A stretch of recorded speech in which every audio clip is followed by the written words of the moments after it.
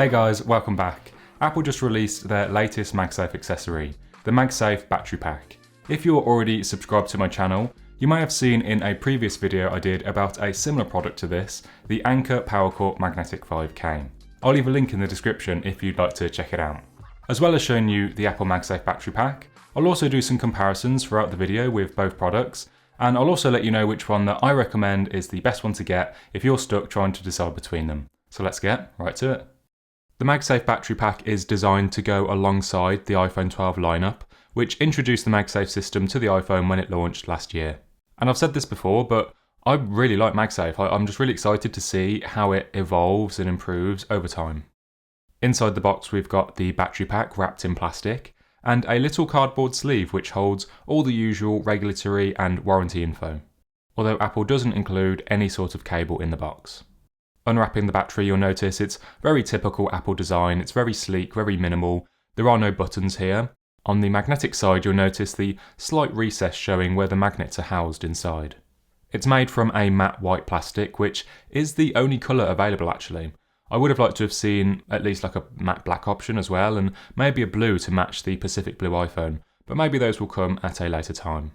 Now I have already unboxed the PowerCore by Anker, but just to recap, it comes in a rubberized plastic finish and only in the colour black.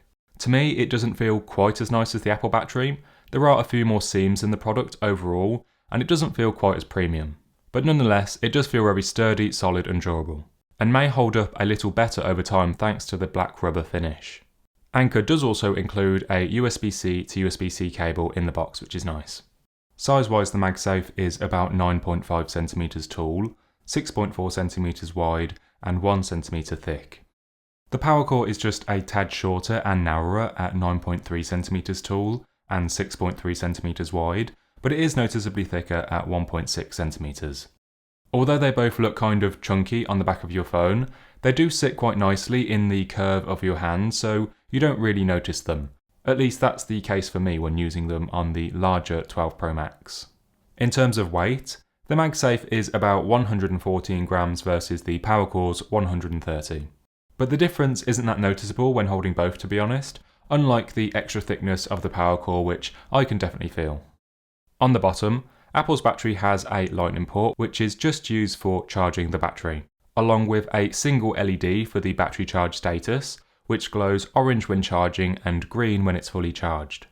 Anker's PowerCore has a USB-C port for charging both into the battery pack and out to other devices using a cable. It has 5 LEDs to show the battery charge level and status, and when you do want to use it, you do need to manually turn it on with the power button. Apple's battery pack doesn't have any buttons. When placing it on the back of your phone, it just automatically turns on and begins charging it, and if you're using iOS 14.7, you'll get a special charging pop-up showing the charge status of your iPhone and of the battery pack. You can also check the exact percentage using the battery widget while it's attached to your phone, which is really useful and isn't possible to do with the PowerCore. Both battery packs can charge through MagSafe cases, such as this one made by Moment, and both have a pretty good hold on the back of your phone either with or without a case. They're holding on even as I give them a shake.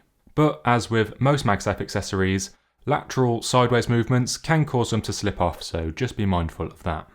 Okay, so how much extra battery does each one provide? Well, when comparing the batteries themselves, this is where things can get a little bit complicated and confusing. Firstly, each iPhone has a different internal battery size, so you will get different amounts of charge based on your iPhone model. Apple hasn't really provided any details at all on how much extra charge to expect with their battery pack, whereas Anker says that you should get around 1.2 wireless charges with the 12 mini versus 0.75 or 75% of a charge with the 12 Pro Max. But with the MagSafe battery, we can calculate and sort of roughly estimate what you should expect to get by looking at and comparing the raw battery specs. A lot of the times people will just look at the milliamp hours or mAh, but this can be misleading as the voltage of a battery also plays a part as well.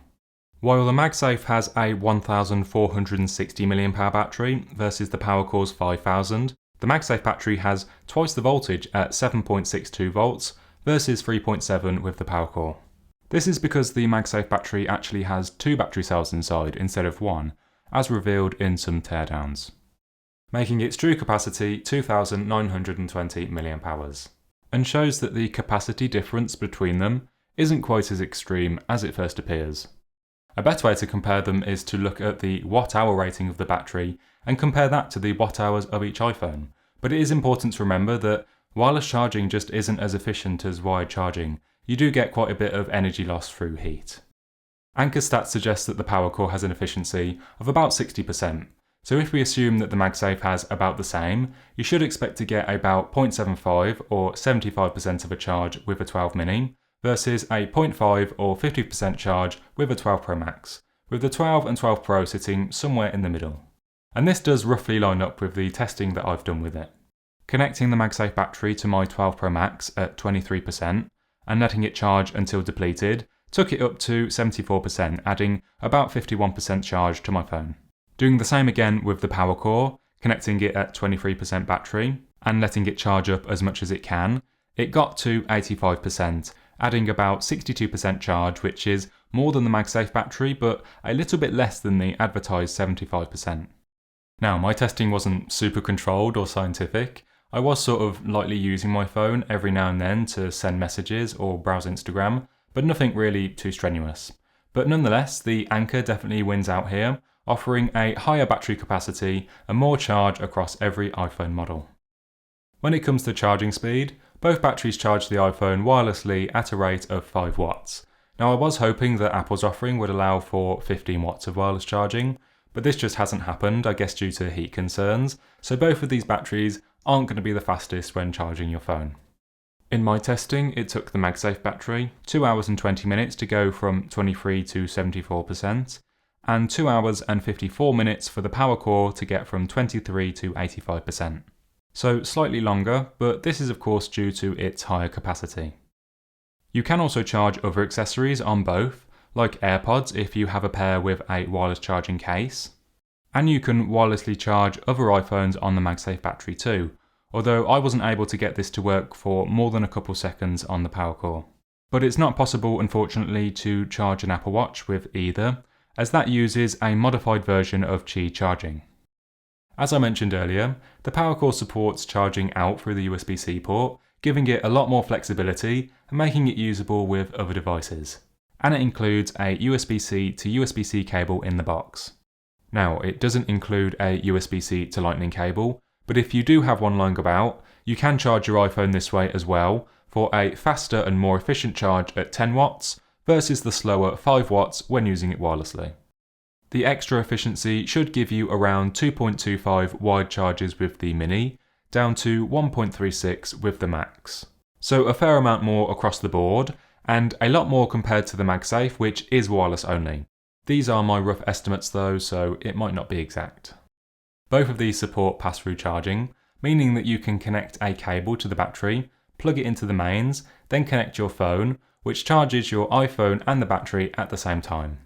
And while the Anker will still only charge your phone this way at 5 watts, the MagSafe Battery Pack can charge your phone at 15 watts if you're using a 20 watt or higher charger, like this 29 watt charger I'm using here. Now what's really interesting is the MagSafe battery is the first product from Apple to unlock the reverse wireless charging feature of the iPhone 12. So if you connect and charge your iPhone using a Lightning cable, then attach the MagSafe battery, your iPhone will charge while reverse wireless charging the battery pack at the same time. You might want to charge this way if, say, you need to connect your phone to wired CarPlay, or if you need to transfer some photos to your Mac, so it's a nice additional way to charge both simultaneously. And in case you're wondering like I was, you can't use a MagSafe charger to charge a MagSafe battery. They don't line up properly and yeah, nothing happens when you put them together. When it comes to price, which I think is going to be a big deciding factor for a lot of people, the Apple MagSafe battery comes in at £99 or $99, and the PowerCore at £40 or $46, so it is way more affordable. I mean, you could just go all out and get 2 of these and you'd still have a load of change left over.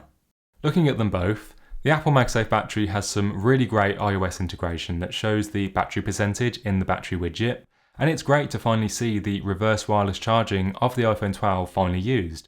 I really hope that we see more use of it in the future.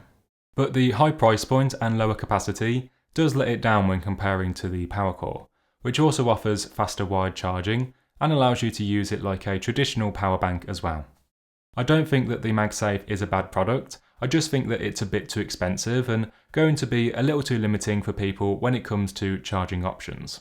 Personally, for me, I'm going to be sticking with the PowerCore for now, but in future I might decide to pick up the MagSafe again if I see it at a good deal.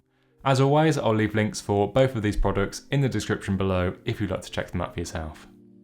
Let me know in the comments below which one you'd go for, or if you've got any questions then ask away and I'll do my best to answer. I also just wanted to say a massive thank you to everyone subscribed to my channel so far. I've just reached 500 subscribers about a week or so ago, which is just amazing. In fact, it's closer to 600 already, and by the time I've posted this video it might be slightly over that. So thank you to everyone that has supported my channel so far.